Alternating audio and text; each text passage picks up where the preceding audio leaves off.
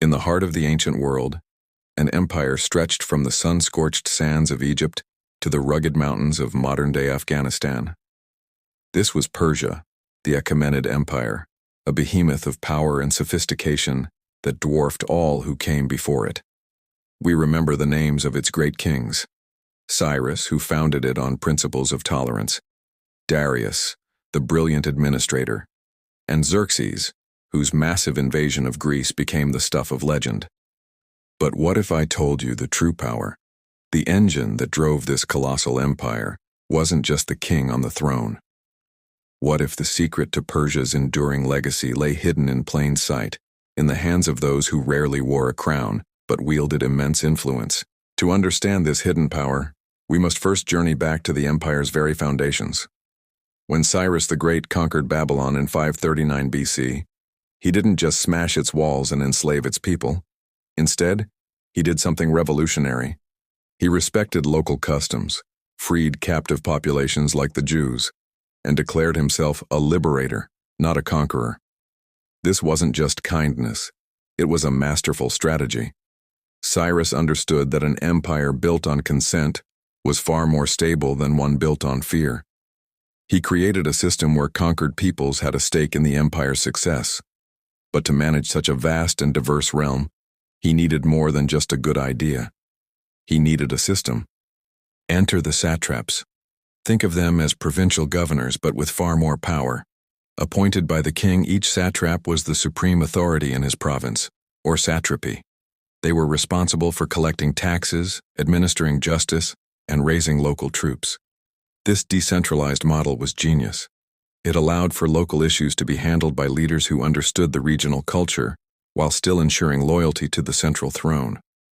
However, absolute power in a distant province could be a dangerous temptation.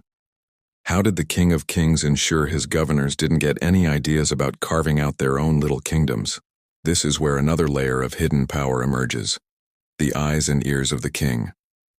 These were a network of royal inspectors, spies if you will, who traveled unannounced throughout the empire. They reported directly to the king, observing the satraps, checking the state of the military, and listening to the concerns of the common people. Imagine being a satrap, ruling like a king in your own province, only to have a mysterious visitor arrive who could bypass your authority and speak directly to the emperor himself. This created a powerful system of checks and balances, ensuring that the satraps remained loyal and effective administrators. It was a sophisticated intelligence agency, centuries ahead of its time. But governance and espionage were only part of the story.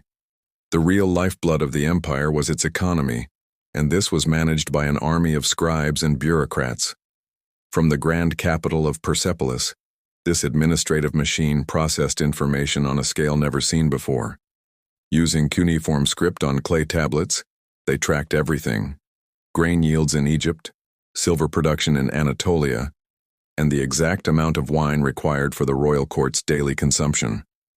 The Persepolis Fortification Archive, a collection of thousands of these tablets, reveals an astonishing level of detail. It shows a state that didn't just rule by force, but by information. This meticulous record-keeping allowed for fair taxation, efficient resource allocation, and the planning of massive state projects, like the Royal Road. Speaking of the Royal Road, this wasn't just a path, it was the empire's nervous system. Stretching over 1,600 miles from Susa to Sardis, this highway was a marvel of engineering. Equipped with a series of posting stations, royal messengers could cover the entire length in just 7 days, a journey that would take a normal traveler 3 months. This rapid communication was essential. It meant royal decrees, military intelligence, and administrative reports could travel at unprecedented speeds, binding the sprawling empire together. The system was so efficient that the Greek historian Herodotus famously wrote, "Neither snow, nor rain, nor heat, nor gloom of night stays these couriers from the swift completion of their appointed rounds." A phrase that might sound familiar, as it inspired the unofficial motto of the United States Postal Service. Beneath the satraps as spies and scribes was another crucial element: the military. But the Persian army wasn't just a single entity. At its core were the elite immortals, a heavy infantry force of exactly 10,000 men. Whenever one was killed or fell ill, he was immediately replaced, maintaining their number and their fearsome reputation. But the true strength of the Persian military was its ability to draw upon the diverse peoples of the empire. Contingents of cavalry from Scythia, archers from Ethiopia, and naval fleets from Phoenicia and Ionia all fought under the Persian banner.